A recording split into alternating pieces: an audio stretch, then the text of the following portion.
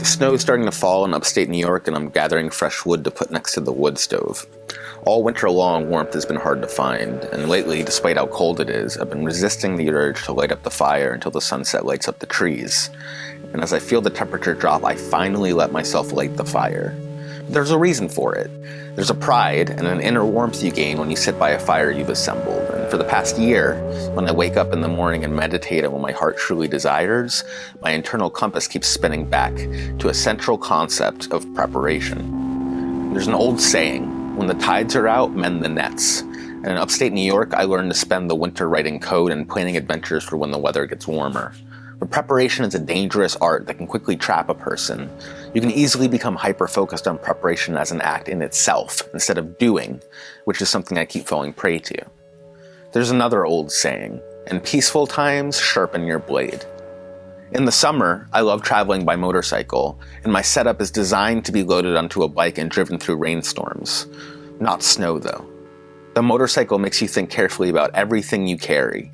Every item needs to justify the space it takes up. And it's taught me to look at everything that way. Things you don't use get removed, and the system gets sharpened. For the past year, I've been doing all sorts of preparation. Coding, studying, buying gear, reading, researching, making notes, and talking to the robot and starting to force myself to stop preparing and start training.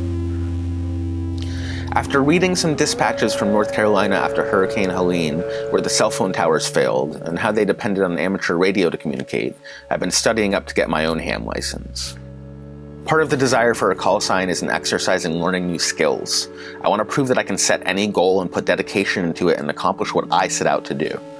I love knowing that hidden on radio waves that echo through this valley, I can listen to the Mount Beacon repeater, and there's a group of people talking about their breakfast and practicing passing messages.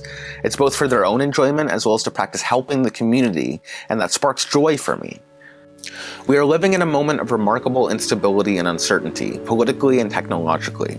The future will certainly be very different.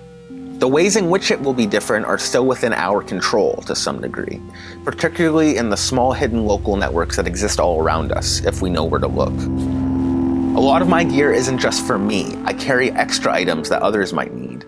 I carry a first aid kit in order to help the people around me, and I have enough extra gear in my storage unit to outfit another person completely. The same can be said for my skills, which I have assembled in a way that will hopefully benefit myself as well as those around me. First aid, the ability to fix electronics, even just being able to take a good photo. I find joy through service, and this brings its own innate reward, but also comes from knowing the responsibility I owe to my community and to the place I am lucky enough to live.